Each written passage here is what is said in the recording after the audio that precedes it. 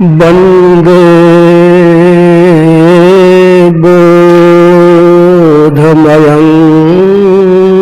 नित्यं गुरुं शङ्कररूपिणं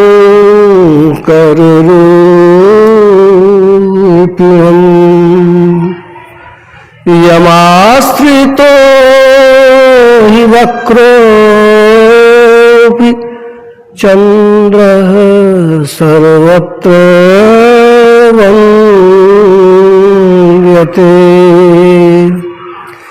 वन्दो गुरुपदकञ्ज कृपासिन्धुनरूपहरि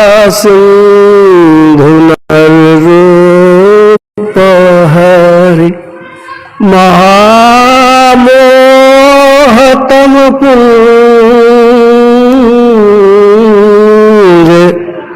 जासु वचन रविकरनिकर।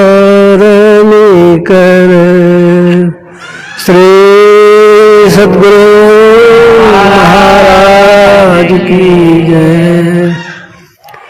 त्रैकाल सतत स्मरणीय अनंत श्री विभूषित परमाराध्य श्री सद्गुरु महाराज के त्रैलोक पावन पाद पद्मों में कोटि सहनमन।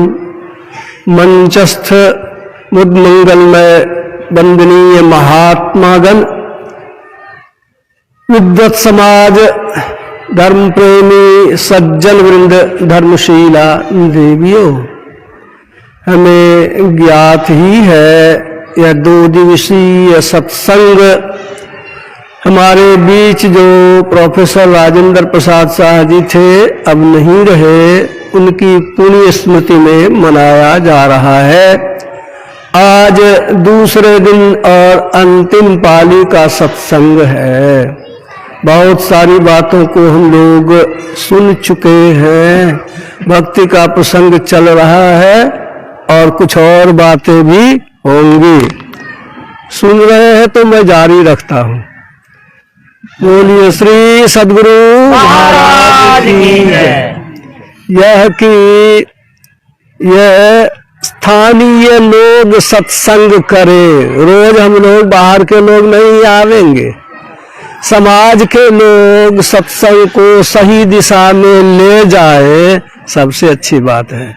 कीर्तन मंडली बहुत सुंदर ढंग से पदावली के भजन को गाते हैं, उसकी तो यहाँ कमी नहीं देखी जा रही है। माननीय प्रोफेसर साहब संतमत की गंभीर बातों को, गुरु महाराज के उपदेशों को रखा, यह अनुकरणीय है। सबको चाहिए कि गुरु महाराज के प्रवचनों को पढ़ें। सत्संग सुधा सागर एक पुस्तक जो उपाधार से प्रकाशित है, संतमत सत्संग सुधा सागर, उसमें 323 प्रवचन हैं और बहुत सी अच्छी अच्छी बातें उसमें, साधन परख बातें सब भी है, ध्यान भजन की बातें भी हैं। और भी लोगों ने छपवाई है गुरु महाराज के प्रवचन की किताब, लेकिन उसमें एक जगह लिखा था संशोधित। पूज्य संतजी बाबा के हाथ में लगा कह रहे हैं तुमको संशोधन करने का अधिकार हो गया है, गुरु महाराज के प्रवचन में तुम क्या संशोधन करोगे? घाटा में छोड़ दिया हुआ आदमी। कहने का मतलब है कि और जगह भी लोग ठीक से छापे तब तो कोई हर्ज नहीं है, संशोधन की बात न करें।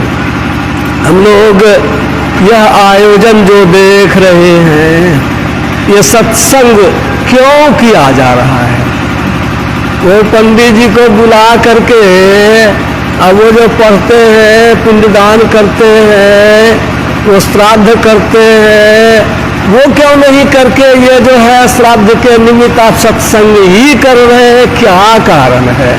इस पर भी विचार होना चाहिए। तो इसकी चर्चा पुराणों में खूब विस्तार से है, नहीं है सो बात नहीं है। तो हम लोग इस पर भी चर्चा कि देखिए श्रीमद् भागवत महापुराण सबसे आखिरी पुराण, 18 पुराणों में से सबसे अंत में कृष्णद्वैपायन व्यास जी महाराज ने लिखा था।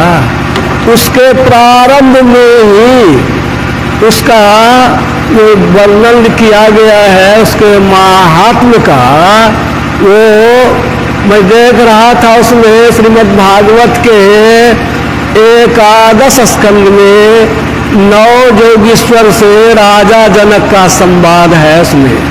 उसमें 32-33 नंबर का श्लोक है। श्लोक में पूछा गया है, साफ साफ कहा गया है कि भागवत क्या है, भागवत कथा क्या है। उसमें कहा भगवान के द्वारा अपनी प्राप्ति का जो यत्न कहा गया है वही भागवत कथा है। भगवान की प्राप्ति की कथा तो कम होती है, केवल भगवान श्री कृष्ण के जन्म की कथा कह करके भागवत को खत्म कर देते हैं, सो नहीं। अभी आपने जो सुना ईश्वर की प्राप्ति का क्या उपाय है, क्या यत्न है, असली भागवत तो सत्संग नहीं होता है। उसी में एक कहानी है कि एक है वो पंडित जी का नाम है आत्मदेव। पंडित जी की उम्र ढल गई है, बाल बच्चा होता नहीं है। पंडित जी देखते हैं कर्मकांड में अपुत्रस्य गतिर्नास्ति, बेटा नहीं है तो गति नहीं होगी, मोक्ष नहीं होगा। जंगल जाते हैं, मनौती देते हैं, साधन करते हैं, यज्ञ देवता आ जाते हैं। क्या चाहिए? बेटा चाहिए। अच्छा एक फल दे दिया कि ले जाओ, पत्नी को खिला देना तो तुमको सुंदर सा पुत्र हो जाएगा। बहुत खुश होकर के घर आया। पत्नी का नाम था धुंधली, दिमाग से भी थी धुंधली। और जब वह फल मिला तो कहा पतिदेव बड़ा बढ़िया सुंदर फल मिल गया है। वो बहाना बनाने में बहुत चतुर थी। कहा पतिदेव अभी स्नान वगैरह नहीं किए हैं, भोरे स्नान करेंगे तब इस फल को खाएंगे। और यह कह करके फल रख करके पड़ोस में गई कि फल खाएंगे शरीर भारी हो जाएगा, घर का काम धाम कौन करेगा। पड़ोसनी कहती है ननद को बुला लेना। का ननद तो 1 नंबर चोरनी है। का तो क्या होगा 9 महीना न, का 9 महीना में घर साफ हो जाएगा। वो उसकी बात को काट करके फिर चली आई घर। सोचने लगी भोजन में परहेज करना होगा, काम धाम नहीं कर सकेंगे, बच्चा जन्मने में तो मर करके ही लोग जीते हैं, ये धंधा ही बेकार है। इसलिए वो सोचती कौन उपाय करें। भोर हुआ, वो क्या करती है उस फल को गाय को खिला देती है। और गाय को खिला करके अब पति को कह देती है पतिदेव फल तो हम खा लिए, शरीर भारी होगा, आप पुरुष हैं हम औरत हैं, कौन मेरी देख रेख करेगा, आपसे नहीं होगा, हमको नहिरा जाने दीजिए। बहाना बना करके नहिरा चली गई। नहिरा में एक सखी थी, उसको बच्चा होने वाला था। कहा कि तुम बच्चा दे दोगे ना तो बहुत धन देंगे। उसको कई बच्चे थे। कहा एक तो बच्चा मेरे घर में जाएगा, पढ़वो लिखवो करेगा, आखिर है तो हमरे बेटा होगा ना, सुख से रहेगा। तैयार हो गई दान देने के लिए। और इधर जो गाय को खिलाई फल, इसको भी बच्चा हो गया। आदमी का नोक में कौन केवल है बड़ा बड़ा, इसीलिए पंडित जी ने उसका नाम रखा गोकर्ण। और उधर जो उसको बच्चा हुआ तो उसमें धुंधली ने कहा उसका नाम आप रखे हैं तो इसका नाम हम रखेंगे। क्या रखेगी? मेरा नाम धुंधली तो इसका नाम धुंधकारी। ये नाम रखा धुंधकारी। वो धुंध मचाने वाला नाम भी वैसा ही। और कुछ दिन रहने के बाद फिर घर ही अपना नहरा से घर आई। लोग भी कहे बेटा नहीं थे, कोई बेटा नहीं। अब भगवान देते हैं तो छप्पर फाड़ के देते हैं, दो ठो बेटा दे दिए। ये बेटे नहीं था, गायों बच्चे आदमी का बच्चा दे दिया। देखिए तो भगवान कितना दहीन हो गए। लेकिन दोनों में फर्क था। धुंधकारी जो उस लिया था बच्चे को, वो एक नंबर बदमाश सियाना होता था।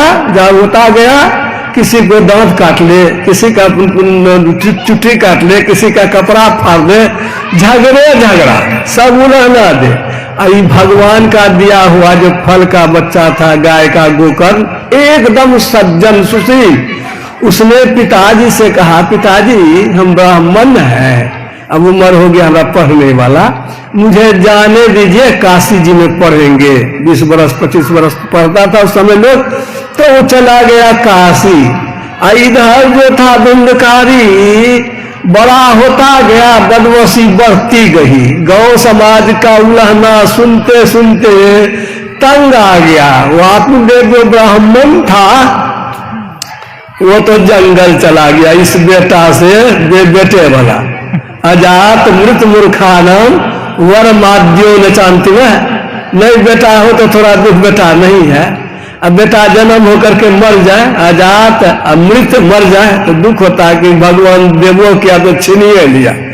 तो अजात मृत, और उससे भी बेसी मूर्खानम, अगर मूर्ख बेटा हो गया तब तो हर वक्त कष्ट ही कष्ट होता है। ये मूर्ख बेटा से तो बेटे भला। वो चला गया जंगल, आत्मदेव धुंधली घर में रही। वो भी सुनते सुनते सुनते सुनते बात बेटा का बदमाशी देखते देखते, ऐसा एक ठो बेटा होता है। कोई कापुरी जी हमको ले गए सत्संग कराने के लिए भागलपुर में, और उसका एक बेटा बैंक में काम करता है और दूसरा बेटा का जेल में है। क्या हुआ, जेल भेज दिए हैं। कहा कि क्या करेंगे, हम तो रहते हैं आरई ऑफिस में काम करता था, ऑफिस में रहते हैं। ये तो ऐसा बदमाश है, पीता है, माँ को कहता रुपया दो, नहीं देता तो पिटता है, माइयों को पिटता है। आखिर कितना क्या करते, बर्दाश्त करते करते घर आए तो पुलिस को कह करके इसको जेल भेज दिए हैं। अपने से बात, अब बेटा ब्याह करवा दिए, बच्चा हो गया, पत्नी भी चली गई नहरा, सुधरा नहीं, क्या करेंगे। सत्संग की हम लोग चले आए। एक बेटा होता है, धुंधली भी बर्दाश्त करते करते जब बर्दाश्त के बाहर हो गया तो एक दिन जहरे खा लिया, खत्म हो गया। भागवत की कहानी है, मैं अपनी बात नहीं कहता हूं। और जब अकेला हो गया तो अगल बगल का लड़का सब देखा पैसा वाला है, उसको देखा करके शराब पिए के धो कितना मजा है, गजा का कस लगावे, उसको बुलावे, लाओ ना तुम भी एक कस लगा लो ना, जरा ये घोट पी लो ना। पड़काते पड़काते इसको भी शराबी बना दिया। अब तो बस सब मिल करके कहा तुमको पैसा नहीं, हम पैसा खर्चा करते हैं। 100 पैसा पी पा करके खत्म कर दिया।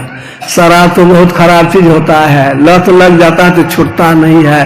एक और बात है, शराब जो पिएगा तो उसको औरत की जरूरत होती है, औरत भी खोजेगा। ये पहलवान क्या किया है, एक ये धुंधकारी 3 दासी को, 3 वेश्या को घर ले आया।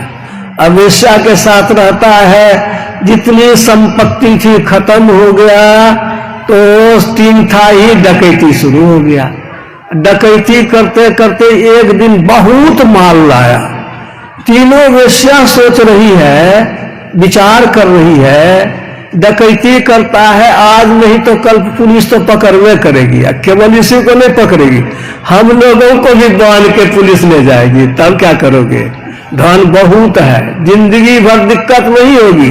एक काम कर, तो क्या तीनों वेश्याओं ने विचार करके खूब प्रेम से इतना शराब पिलाया, इतना शराब पिलाया कि वो एकदम बेहोश, जो सोया खाट पर तो रग रग उसका बांध दिया।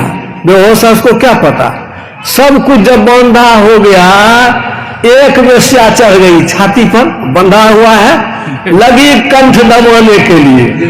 अब कंठ दबावेगी तो घेर नहीं करेगा, वो तो बोली तो बंद नहीं है। वो जैसे घेनियाने लगा दूसरी जो वेश्या है, तेरे परसिया जम जाएगा तो मुश्किलें कर देगा।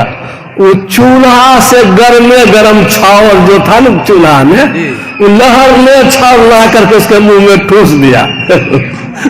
कितना कष्ट में मरा होगा, वो सोच लीजिए। इस तरह से तो अभी मर गया, ढोल लेकर के तीनों वेश्या भाग गई। भोर हुआ, ब्राह्मण था, ब्राह्मणों की बस्ती थी, उन लोगों ने जला पका दिया। कुछ दिन के बाद जो है वो जब आया गोकर्ण, तो मालूम हुआ कि न माँ रही, न पिताजी रहे, न भाई रहा। तो क्या करना चाहिए? सबको बैठा करके ये जो पढ़ते हैं हम लोग, ये पुराण से वो ये करवाया, श्राद्ध करवाया। जितना पंडित जी ने बताया सब श्राद्ध कर दिया। अपने भी पंडित था, वो गया जी ने पिंडदान भी कर दिया।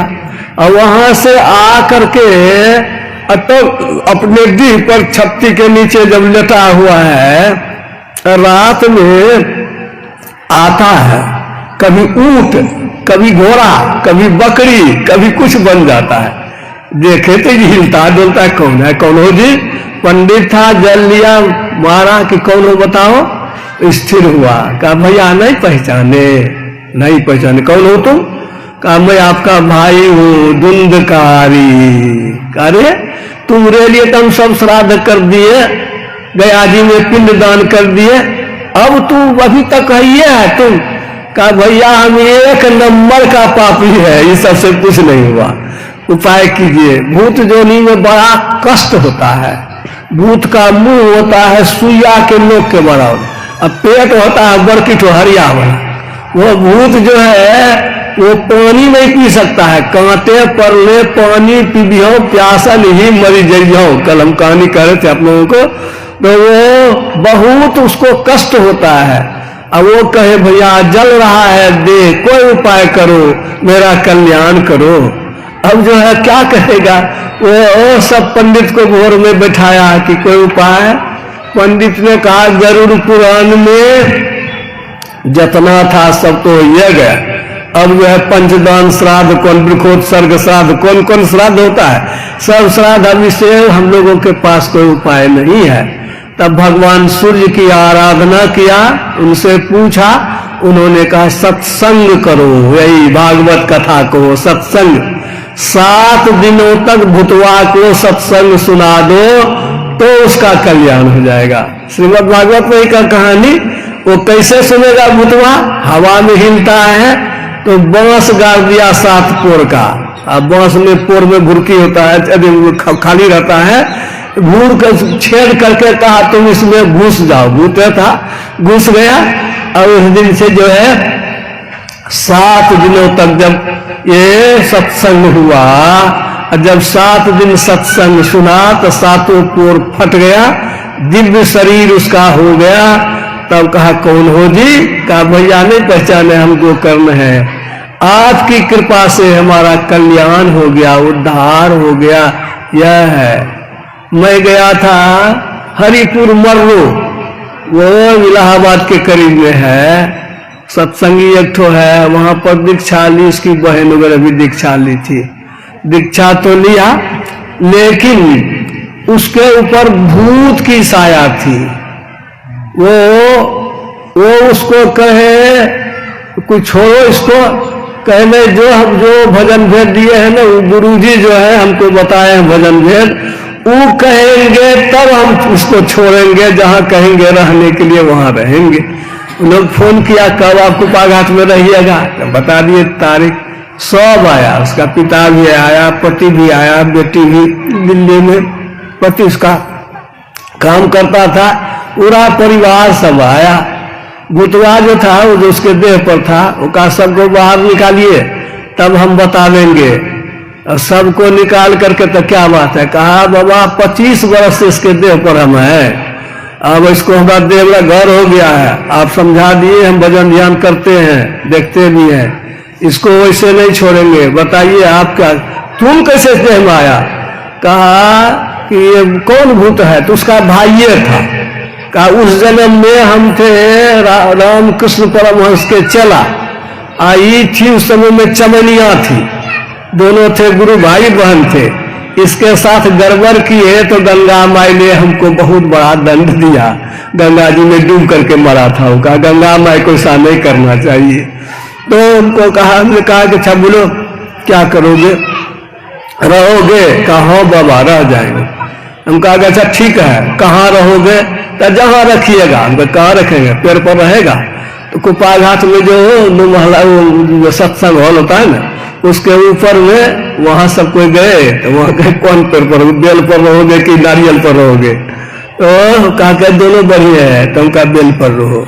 और बांध के रखा था तो दिया, कहा कि उसको फेंकिए। इस तरह से कोई जो है खाओगे क्या? तो साधु सबका जुट्ठा, हम कहे कपड़ा पहन करके भी चोर बेईमान सब है, काम चिन्ह लेंगे, दिखा दिए जगह, तो वहां जाकर के तुम हाथ मुंह धोता है साधु लोग। तो भूत बढ़िया चीज नहीं खाता है, सामान्य भूत तो नेता पोटा थूक खखार कोयला ये सब खाता है, वो जुट्ठा साधु सबका जुट्ठा खाएंगे। यह कहने का मतलब भूत का जीवन बहुत होता है और उसको भी पवित्र करता है तो सत्संग ही करता है। कल भी आप लोग सुने थे, आज भी मैंने कहानी आपको कही, इस सत्संग सुनने से जी प्रेत आत्माओं को भी बहुत लाभ होता है और मनुष्य शरीर में तो लाभ होता ही है, जो आप सुने ही बहुत सत्संग में बहुत देर से सुन ही रहे हैं। अब आइए हम लोग कुछ पाठ की बात करें। जो परलोक यहाँ सुख चाहू, सुनी मम वचन हृदय दृढ़ गहू। एक होता है लोक, लोक का मतलब होता है संसार, लोग जहां हम लोग अभी हैं यह है लोक। अब परलोक कौन हुआ? शरीर छूटेगा तब हम जहां जाएंगे उसको कहेंगे परलोक। अब इसमें है कि दोनों जगह सुखी हो। सुख किसको कहते हैं सो भी देखना चाहिए। सुख कहते हैं कोई भूखा है और खा लिया, पेट भर गया तो बहुत सुख हुआ। किसी को ठंडा लग रहा है, आगे दे दीजिए, गर्मा गया, सुख हो गया। किसी को अगर गर्मी लग रही है, पंखा होक दीजिए तो सुख महसूस करता है। यह जो सुख है कैसा सुख है? भोजन कराइए, इतना खा लिया सत्संग में हम लोगों के भंडारा में, कढ़ी बड़ी आग्रह करके एक ठो खाइए, एक ठो लीजिए, इतना खिलाया। बूढ़ा सब सत्संगी चंपानगर में थे हम उस समय में, कंठ भर खिला दिया। और वो जो खेसारी का बड़ी समय में जब पेट में फूलने लगा तो जो भोजन बहुत बढ़िया लगता था घर में तो जाकर के बाप बाप करने लगा, तो भोजन में सुख हुआ। साथी कंपाउंडर अब यही है, वो गया रात में इलाज किया उसका। ये भोजन की बात। ऐसे ही वो जो शाही बाबा कहा करते थे, किसी का बेटा आया बाहर से, अब बाहर से आया तो माता के गले में लपट गया, बहुत दिन के बाद आया, बहुत सुख हुआ माँ बेटा को। लेकिन कुछ देर के बाद माँ क्या कहती है, बेटा खेल, अब छोड़ हमारा गला। और यदि बेटा कहे नहीं माँ थोड़ा देर और, तो थोड़ा देर तो रहने देगी। यदि और पकड़े रहेगी तब जबरदस्ती छोड़ा कर खेलो। अब जो है वो सब समय नहीं है। जिस बेटा के मिलने में बहुत सुख महसूस हुआ, वही बेटा कुछ देर के बाद दुखदाई कैसे हो रहा है? भोजन के लिए एक मिर्जापुर में है रामाधीन शाह, अकेले अखिल भारतीय कराए थे, चंदा सबके नाम पर काट दिए थे इनकम टैक्स से। बड़े गरीब थे, पहले पूर्णिया में ज्वाइन किए थे काढ़ा में, तो उस समय में इतना पैसा नहीं था कि भाड़ा भी ले सके कोठरी। सत्संगी था तो हम लोग सत्संग मंदिर के बगल में कोठरी दिए। वो वहां पर सत्संग हो रहा था तो रसगुल्ला मंगाए, पैसे की कमी नहीं थी, तो कहा खाइए रसगुल्ला आप भी। कहा हम तो रसगुल्ला नहीं खाएंगे, तब हम ही लोग खाली खाएंगे, आप क्यों नहीं खाइएगा? कहा कि हम नहीं खाएंगे क्योंकि हमको तो सत्तू चाहिए। तो आपको सत्तू क्यों चाहिए? तो हमको चीनी हो गया है, संपत्ति है, पैसा है, रसगुल्ला है, लेकिन खा नहीं सकता है। क्यों नहीं खा सकता है? बीमारी हो गई। और वो सत्तू पिया, हम लोगों को रसगुल्ला खिलाया। यानी जिस सुख में आप सुख खोजते हैं वो तो छोड़िए। एक हमारे इलाके में वो डौरी, वो ब्रह्मज्ञानी डौरी बबजन बाबू, अंग्रेज के जमाने 44,000 बीघा जमीन के जोतार, आप लोग सुने होंगे ना, वो बबजन बाबू 44,000 बीघा जमीन के जोतदार। संपनी गाड़ी जीविका का जमाना नहीं था समय में। उनको हो गया डायबिटीज। इंद्रश्री बाबू पूर्णिया में गया, कहा इंद्रश्री बाबू जिंदा रहना है ना तो जामुन की गुठली की रोटी खाइए। हजारों पे जामुन का कोई पकड़ नहीं, जाइए तोड़िए खाइए। गए और वो जो है नौकर सब जाता था, और जामुन जो खाता है तो कोई बिच्चा लेके नहीं जाता है, बिच्चा तो थूक देता है। वो जो था बिच्चा नौकर सब उहार के लाता था और वही बुढ़वा को खिलाता था। संपत्ति बहुत है, सुख कहाँ मिला?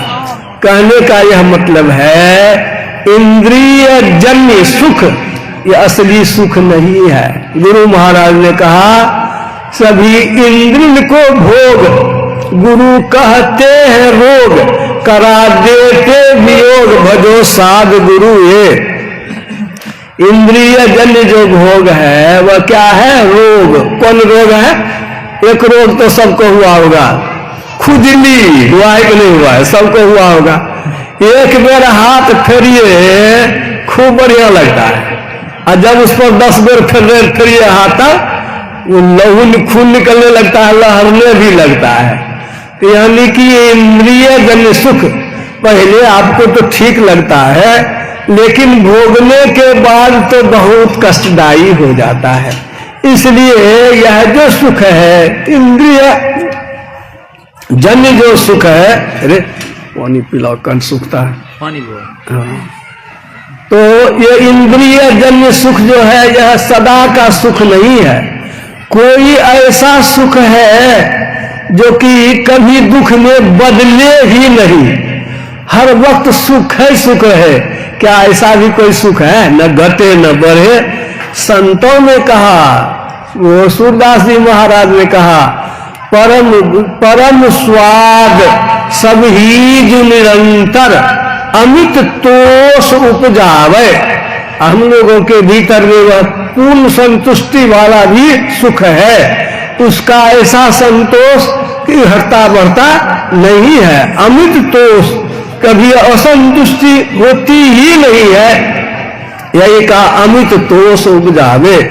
उसका नमूना आपकी बात नहीं मानेंगे, गुलाब बाग लेके जाइए, वह बोरा है, कहिए हमको बेचेंगे सामान, तो क्या करता है? नमूना मांगता है।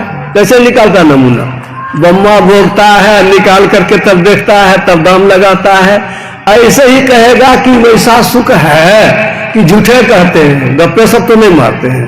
तो संतों ने उदाहरण दिया, आप जगे हुए हैं। गुरु महाराज ने लिखा, फुटबॉल खेलते हैं, खेलते खेलते चोट लग जाती थी, पैर में दर्द करता था, और जब सो जाते थे सपना में, रात में फुटबॉल खेल रहे सपना में, वे पैर में चोट लगी है तो फुटबॉल कैसे खेल रहे?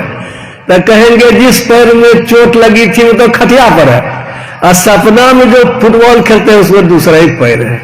इसी तरह से मिठा नींद में जाते हैं, सुख लगता है कि दुख लगता है? सो करके जब उठते हैं कहते आज खूब सोए, छे ही सब दूर हो गया, कहते हैं लोग। वो जो सुख है घटता बढ़ता भी है, एकदम एक जैसा। जैसे सुसुप्ति में सुख होता है, न घटता है न बढ़ता है, वैसा सुख।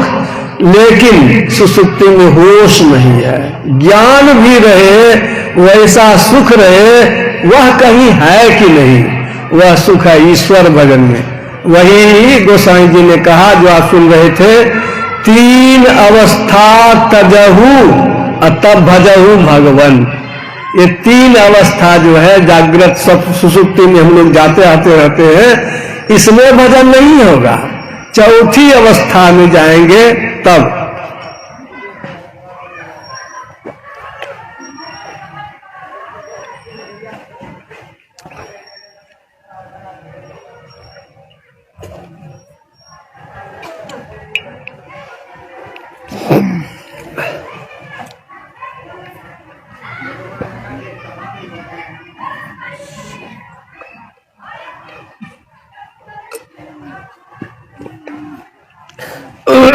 वैसा सुख मिलेगा तो केवल भक्ति से मिलेगा। लेकिन किस भक्ति से? एक है भक्ति मार्गी, एक है ज्ञान मार्गी। ज्ञान अगम प्रत्युह अनेका, जो आपने सुना। ज्ञान मार्गी कहते हैं मैं ही ब्रह्म हूं। आप लोग जो कहते हैं आंख बंद कीजिए ध्यान कीजिए, गड़बड़े बात है। कबीर साहब ठीक कहते हैं, आंख न मुंदो कान न मुंदो तनिक कष्ट नहीं धारो, खुले नैन पहचानो हंसी हंसी सुंदर रूप निहारो। एक महात्मा मुझे भी कह रहे थे, मैंने कहा पूरा भजन पढ़िएगा तब न। शब्द निरंतर सौ मन लागा मलिन वासना त्यागी, उठत बैठत कबू न छूटे ऐसी तारी लागी। जिसको सार शब्द में लग गया मन वह केवल वह ध्यान कर सकता है। आंख बिना आंख मूंदे भी सोवत जागत उठत बैठत वो करेगा, दूसरा नहीं करेगा। इसलिए ज्ञान मार्गी जो है वो सही नहीं है, भक्ति मार्गी सही है। वो ज्ञान से अगर कोई कष्ट करके पा भी ले, बिना भक्ति के मुझे पसंद नहीं है सो कहा। लेकिन कौन भक्ति? कहा भक्ति स्वतंत्र सकल सुख खानी, बिनु सत्संग न पावही प्राणी। इस स्वतंत्र भक्ति क्या होता है, परतंत्र भक्ति क्या होता है? ये हम लोग परतंत्र है कि स्वतंत्र है, ये देखना होगा। अभी हम लोग बंधन में है, सुन रहे थे ना, माया के अधीन में, काम क्रोध लोभ मोह के भी बंधन में है। और राधा स्वामी साहब का बंधन सुनिए। राधा स्वामी साहब कहते हैं पहला बंधन परादेह का, पहला बंधन शरीर है, दूसर तिरिया जान, दूसरा बंधन क्या? पत्नी। तेसर बंधन पुत्र विचारो, चौथे नाती मान। नाती के कहीं नाती होने तब कहूं कौन ठिकान। धन दौलत और हाथ हवेली यह बंधन क्या कहूं बखान। चौलर पचलर सतलर रसरी बांध लिया तू बहुधितान। शहर में तो लोग नहीं पूछते हैं तो चौलर पचलर, देहात में जानते हैं लोग। दीपावली में लोर बढ़ा करके मवेशी का रस्सी बांधते हैं, तिलरा पचलरा, ये जो है मजबूत होता जाता है। वही एक बढ़िया से महात्मा कह रहे थे, पहला जो शरीर है, दो पैर है तो ठीक ठीक है, दो टांग है तो आदमी है।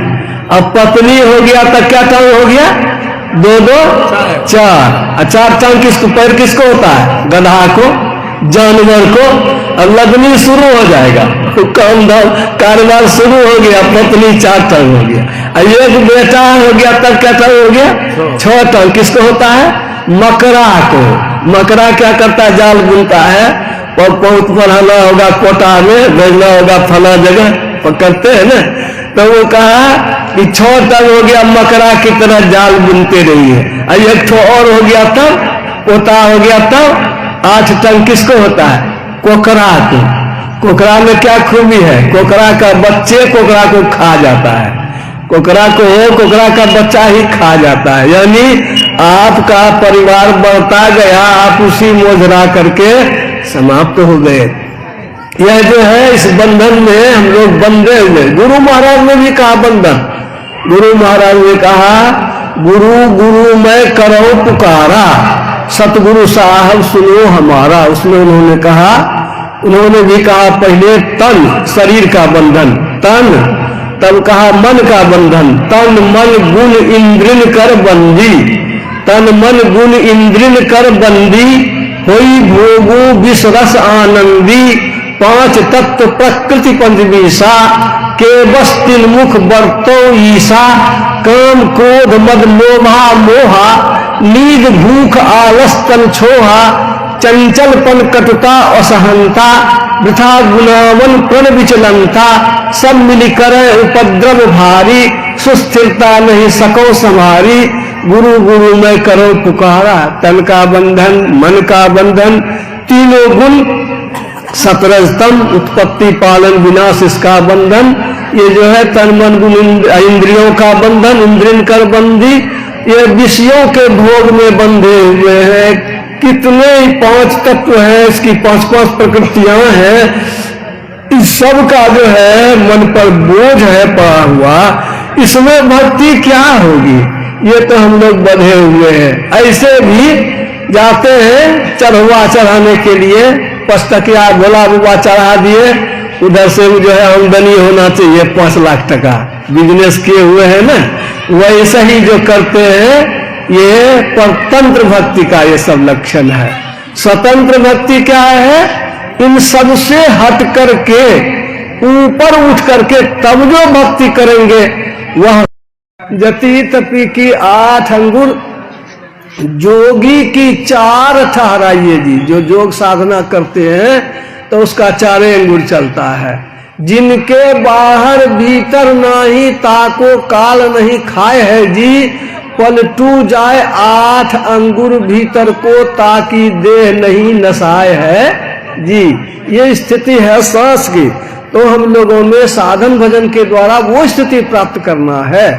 यहाँ पर आया प्रसंग कि भक्ति जो है वो स्वतंत्र भक्ति के लिए, भक्ति का जो सामान्य रूप से जो सब लोग जानते हैं, मैं दोहरा देता हूँ संक्षेप में, वह यह तो भगवान श्री राम ने कहा, प्रथम भगति संतन कर संगा।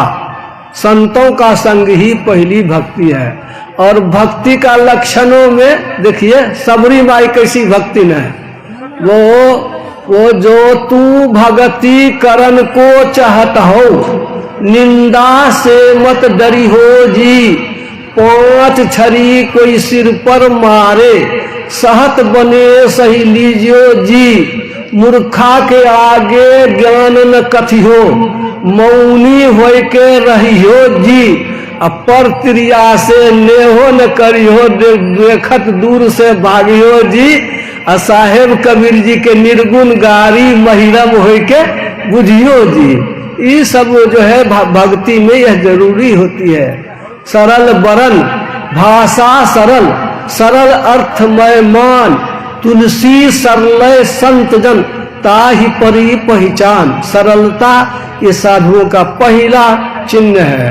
और ये पहली भक्ति कहाँ से शुरू हो गई? भगवान राम ने कहा, संतों का दर्शन हुआ, संग हुआ, मन बदला। साहब से सतगुरु भय, सतगुरु से भय साध। ये तीनों अंग एक है, गति कछु अगम अगाध। मन में भाव, वो शुद्ध संकल्प होना शुरू हो जाता है, बाबा है, मन बदला। लेकिन जब उपदेश सुनते हैं, प्रेम से सुनते हैं, दूसरी रति मम कथा प्रसंगा, तो सुनते हैं तो ज्ञान सीखते हैं, दूसरी भक्ति हो गई। और दूसरी भक्ति के लिए आपको सुनाया गया। कैसा सुनिए? जैसे मृगा सुनता है। रात में तो चर्चा इस पर किए थे ढेर। तीसरी जब सुनेंगे मन से, तब सोचेंगे कि शरीर संसार नश्वर है, सुख इसका जो है ये अस्थाई नहीं है। उस सुख की खोज करनी चाहिए जो हमारे अंतर है। परम स्वाद सब ही जू निरंतर, सबके भीतर में लगातार सुख की खोज करेंगे तो सतगुरु की खोज करो प्यारी, सतगुरु की खोज करेंगे। और जब सतगुरु मिल जाएंगे तो उनकी सेवा करेंगे। गुरुपद पंकज सेवा, तीसरी भगति अमान। और चौथी भगति मम गुणगना करे कपट तजी गान। गुरु तो रक्षा करते हैं, भक्तों की बहुत तरह से रक्षा करते हैं। आप लोग बराबर कहते सुनते होइएगा। एक घटना मैं कह देता हूँ कहानी। एक बार समर्थ गुरु रामदास और चेला दोनों गंगा जी के किनारे गंगा स्नान करके लिए ठहरे हुए थे। और गंगा स्नान में वो रात में वो जो दोनों दिन भर भीख मांग करके लाते थे, अलख निरंजन अलख निरंजन। समर्थ गुरु रामदास का चेला हल्ला करे तो वो दे दे कुछ खाने के लिए। दोनों गुरु चेला ला करके खाते थे, रात में ध्यान भजन करते थे। वो से बनारस में एक पंडित था, वो बहुत जाबिर, वो जादूगर था, मतलब क्या कहते हैं उसको, ओझा। वो बहुत मंतरिया था, जिसको चाह लेता था उसको मारिए देता था, मारन सिद्ध था उसका। वो जा रहे थे अलख निरंजन, वो बुला लिया। अब बुला के कहता है क्या मांगता है? कहा कि गुरु महाराज का हम भिक्षा लेते हैं अलख निरंजन। कहा तुमको कल सवेरे सूर्योदय नहीं देखने देंगे, मैंने मारिए देंगे, साफ कहा उसने। तो वो जब वो कहा तो डर गया, डर करके भिक्षा लेकर के आया। कहा गुरुजी तांत्रिक जो है कालजयी पंडित वो आज हमको मार देगा, ऐसा सब बोला है। डांटे समर्थ गुरु रामदास, तुम अपना काम करेगा कि यही सब करेगा? चुपचाप अपना काम करो। ध्यान भजन किया, भोजन करके दोनों गुरु चला, सोने लगे। समर्थ गुरु रामदास चलवा पैर चांपने लगा। अब पैर चांप रहा है और गुरुजी कहवे करते हैं जाने के लिए, बैठा हुआ है, पैर चांप रहा है। 12-1 बजा रात, जोर की आंधी आ गई। इतनी जोर की आंधी आई, वर्षा होने लगी कि लगा कि घर द्वार टट्टी फरकी है, सब भीग जाएंगे। जगाता गुरुजी उठिए, बहुत जोर की आंधी है, हम लोगों का जो है जान चला जाएगा, इसमें चलिए कहीं भागे। गुरुजी आंख मलते हैं, कहते करे घर ये है, कुछ हुआ नहीं, तुम क्यों मुझे जगाया? चुपचाप अपना काम कर। फिर पैर मलने लगा। थोड़ा और रात भीजा तो 1 बजे करीब जो है भद करके बड़का पत्थर गिरने लगा, ओला एक नाम गिरे। भराग के गुरुजी उठिए, झोपड़ी टूट जाएगी, जल्दी चलिए कहीं चले जाए। उठे तो डांटे, कहाँ कुछ ऐसा कुछ तो ये है, तुम चुपचाप अपना काम करेगा कि तुम हल्ला करेगा? अमरी यदि हमको उठावेगा तो समझ लो हम बचे वो नहीं करेंगे। अब डर गया, अमरी उठावेगा, कच्चे नींद में उठा दिया 2 बार, अब नहीं तुमको बचा लेंगे। कहा अच्छा गुरुजी अब नहीं उठावेंगे।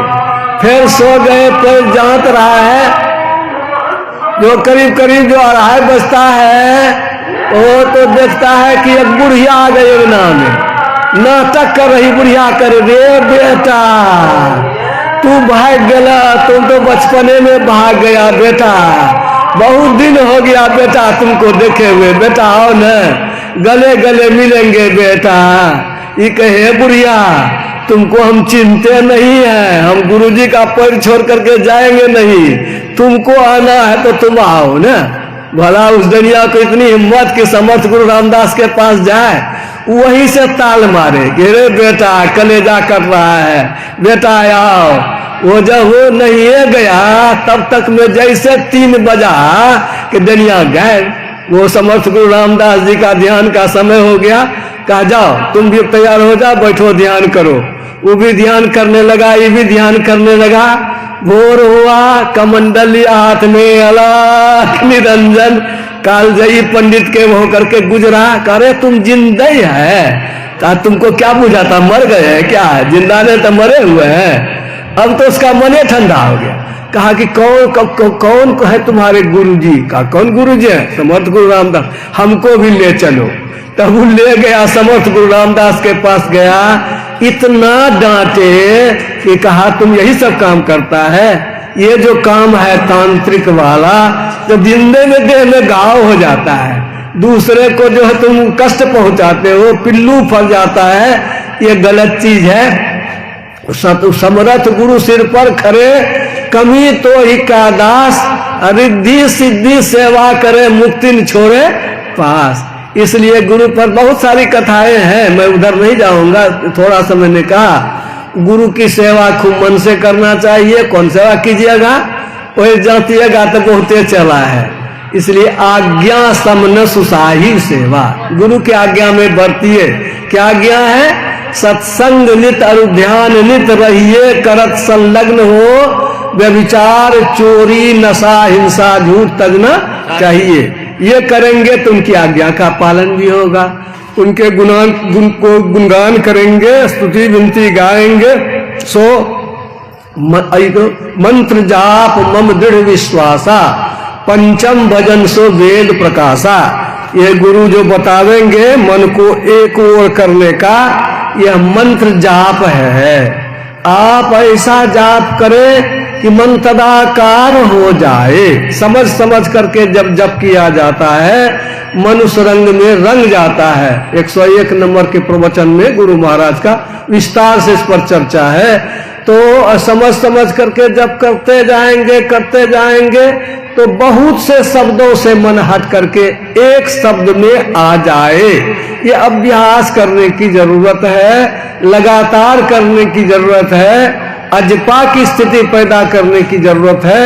यह जो है जब करेंगे और फिर जो रूप आवेगा तदनुकूल जो रूप है उसके मुताबिक हम अपने मन को रोकेंगे। कैसे? भावितं तीव्र वेगेनो वस्तुजन्यस्यात्मना पुमांस्तब्धि भवे शीघ्रं ज्ञेयं भ्रमर कीटवत्। अपरोक्षानुभूति में आदि शंकराचार्य जी कहते हैं किसी वस्तु की तीव्रता से भावना जब करते हैं हम उस रूप में ढल जाते हैं। उसकी वो जो है जो तिलचट्टा को पकड़ता है भृंगी और शब्द सुनाते सुनाते तदाकार हो जाता है। उसमें भी उदाहरण दिया, इधर राधा बनी मोहन उधर मोहन बने राधा। राधा मैया भगवान कृष्ण का स्मरण करते करते उनके भीतर में भगवान कृष्ण की छवि हो जाती है। वो छवि कौन क्या है, कहां से आया? राधा मैया ही स्वरूप में ढल गई, उसकी चेतना कृष्णमय हो गई। इसीलिए कवि ने कहा इधर राधा बनी मोहन। अब भगवान कृष्ण कहते हैं कि हम क्या कमजोर हैं, हमको नहीं आता ध्यान करने के लिए। भगवान कृष्ण जब राधा मैया का ध्यान करते हैं तो उनके भी भीतर में राधा की छवि उभर आती है, तो भगवान कृष्ण राधा बन गए। एक कवि ने इसीलिए कहा इधर राधा बनी मोहन और उधर मोहन बने राधा। यह स्थिति ये होती है। कबीर साहब ने इसको कहा कि नैहर बास बसु पीहर में लाज तजी नहीं जाए, मिलना कठिन है कैसे मिलूंगी पिए जाए। कि नया शादी हुई है और नहिरा से ससुराल ससुराल से नहिरा चली आई है, नैहर बास, लेकिन मन है कहाँ? पति के पास। नैहर बास बसु पीहर में, लाज से किसी को कहेगी, लाज तजी नहीं जाए। जिस तरह से मन वैसा रमा रहता है पति पत्नी का, वैसा सुमरन वो जो है कहा कामी नारी प्यारी जिमी लोभी प्रिय जिमी दाम, तिमी रघुनाथ निरंतर प्रिय लागई मोई राम। ऐसा जो है मन की स्थिति हो। ये जो है बाहर की बात जो अब तक थी, अब हम लोग भीतर घुसने लगे और तब खटदमशील, इंद्रियों पर काबू, इंद्रियों से अलग होना, ये स्वतंत्र भक्ति। इसी को कहा औरो एको गुप्त मतो सब ही कहो कर जोर, शंकर भजन बिना नर भक्तिन पावई मोर। जो अंत में था शंकर कल्याणकारी, वो कर जोर मने दृष्टि की धारों को भी किरण कहा गया। दृष्टि की धारों को जोड़ करके जो भजन किया जाता है यह कल्याणकारी भजन है। इस भजन के बिना किसी की मुक्ति नहीं होती है, यही इसमें कहा गया। अब इसको विस्तार से भी चर्चा तो कम है समय, इसलिए चर्चा नहीं। यह कि दृष्टि की धारों को जोड़ करके एक करते हैं तो चेतना की धारें सारे इंद्रिय के घाटों से सिमट जाती है, विषयों से हट जाती है, तब विषय चिंतन नहीं होता है। और यह तब स्वतंत्र भक्ति तब होती है, इंद्रिय युक्त नहीं, इंद्रिय से वियुक्त हो जाए मन, और तब जब भक्ति करेंगे तब स्वतंत्र भक्ति होगी। अभी तो इंद्रिय युक्त भक्ति करते हैं, इसीलिए स्वतंत्र भक्ति नहीं हो रहा है, परतंत्र भक्ति होता है। मन में कहते हैं हे गुरुदेव, हे भगवान, आप ही मेरे सर्वस्व हो, लेकिन भीतर तो जानता है कि विषय सब कुछ है। यह कब तक होगा? जब तक कि आप इंद्रियों के घाटों से अपनी चेतना को समेटने का अभ्यास करके, जो नहीं कर लेंगे अभ्यास, जो गुरु महाराज के प्रवचन में आया धीरे धीरे अभ्यास करते करते, अभ्यास वासना शक्त्या, अभ्यास और वासना की शक्ति से आप जो है भव सागर को पार करेंगे। ये छठी भक्ति जो है वहां जाएंगे तो अंतर में वो नाद तो बहुत से हैं, लेकिन वह नाद जो मूल जगह से निकलता है उसकी साधना के लिए गुरु से जानिए। तो उस शब्द में जब मन पकड़ा जाता है तो वह फिर आगे दूसरे शब्द तीसरे शब्द से होकर के अंतिम में अनाहत शब्द है। अनाहत मना बिना ठोकर का, आहत मना ठोकर वाला, अनाहत मना वो जो बिना ठोकर का एक ठो शब्द है, वही राम नाम है, सत्य नाम है, आदि नाम है। और इधर ठोकर वाला जो शब्द है अनहद शब्द है, बहुत सारे हैं। गुरु महाराज को भी संदेह एक बार हो गया।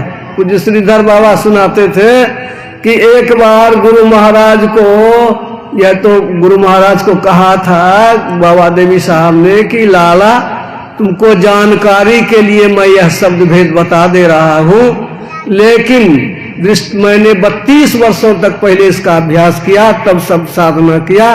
तुम कम से कम 10 वर्षों तक इसका अभ्यास करना। दृष्टि की खूंटी गड़ जाती है तो शब्द की धार से अपने को बचा सकते हैं, इसीलिए इसे कहा जाता है। तो गुरु महाराज मनिहारी में थे तो बहुत से अपने जो अच्छे अच्छे साधक थे सिद्धर बाबा को भी बुलाए थे और कहा आप लोग भी ध्यान करके अनुभव कीजिए, मैं भी करता हूँ। लेकिन फिर एक दिन गुरु महाराज ने ही खुलासा किया। शौच से आ रहे थे गुरु महाराज, उनको हुआ कि देखिए बात तो दोनों सही है। बाबा देवी साहब ने कहा 21 शब्द और संतवानी में आता है 5 शब्द। एक कैसे है? कहा कि ढोलक है, हारमोनिया है, तबला है, और सुर मिलाते हैं ना, जब सुर मिलाते हैं तो 21 हो जाता है। तो बाबा देवी साहब का इतना सुर मिला हुआ था, इतनी उनमें एकाग्रता थी, उनको पांचों का पांचों 21 हो जाता था। लेकिन संतवानी की जो बातें हैं बजती है 5 नौबतें, सुनिए कि एक को यह सब जो है अंतर साधन की सब अनुभूति जो रखी गई है, उसके आगे की जो भक्ति है सातम समोहिमय जग देखा शब्द साधना से होगा। आठम जथा लाभ संतोषा सपन ही नहीं देखे पर दोषा। नवम सरल सबसन छलहीना मम भरोस हरस न दीना। मम दर्शन फर परम अनुपा जीव पाओ निज सहज स्वरूपा। ये सब जो भक्ति का वो फल है, ये आगे की बात है और उस हिसाब से हम लोगों को भक्ति करनी होगी, तब स्वतंत्र भक्ति की प्राप्ति होगी और तब हमारा कल्याण भी होगा, उद्धार भी होगा। इसी के लिए बाबा नहीं होगा तब तो गड़बड़ेल हो जाएगा। धोबी का कुत्ता न घर का न घाट का सो नहीं होगा। वैसे अर्जुन ने कहा था कि क्या वो छिन्न भिन्न बादल की तरह नष्ट तो नहीं हो जाएगा। तो भगवान कृष्ण ने कहा था नेहाभिक्रम ना सोस्ति प्रत्यवायो न विद्यते। नेहाभिक्रम उल्टा फल, अभिक्रम फल नहीं होता। ना सोस्ति, ये नष्ट भी नहीं किया जा सकता। भक्ति के बीज का आरंभ कभी नाश नहीं होता, उल्टा फल नहीं होता है। यह मोक्ष प्राप्त करा के छोड़ेगा। और महाभय, किसी को कहे कुत्ता बनोगे गधा बनोगे, वो जो बड़का कुत्ता जो होता है जिसको सरकारी नौकर रख करके कितना जीप पर घुमाता है ना, और उसको कहेगा कोई कि कुत्ता बनिएगा, वही कुत्ता, तो कोई तैयार नहीं होगा। सबसे बड़ा भय यही है मनुष्य शरीर के अतिरिक्त किसी शरीर में जाना।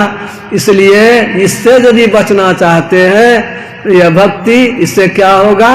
ये कहा कि प्राप्य पुण्य कृतान लोकान सित्वा शाश्वती समा सुचीनान श्रीमतान गेहे जोग भ्रष्टो भी जायते। जोग में पूरा नहीं हुआ, बहुत ऊंचे स्वर्ग में बहुत दिनों तक सुख भोग करेंगे और वहां के बाद सीधे धरती पर आवेंगे, नरक नहीं जाएंगे, श्रीमान पवित्र कुल में जन्म लेंगे और वहां जबरदस्ती आपको फिर धर्म में लगा देगा। वो आपको ऐसी परिस्थिति आवेगी, कष्ट आवेगा कि आपका मन फिर भक्ति में लगेगा, जबरदस्ती भक्ति करा देगा। यह है। और इस तरह से जो नहीं अभी सुने केवल उसके लिए क्या है? कहा गंगायां सागरे स्नात्वा नत्वा च मणिकर्णिका। सब तीर्थ बार बार, गंगा सागर एक कई बार कहा गंगा सागर में नहा लीजिए, गंगायां सागरे स्नात्वा। और मणिकर्णिका घाट बनारस में है, प्रणाम करने का बहुत फल है।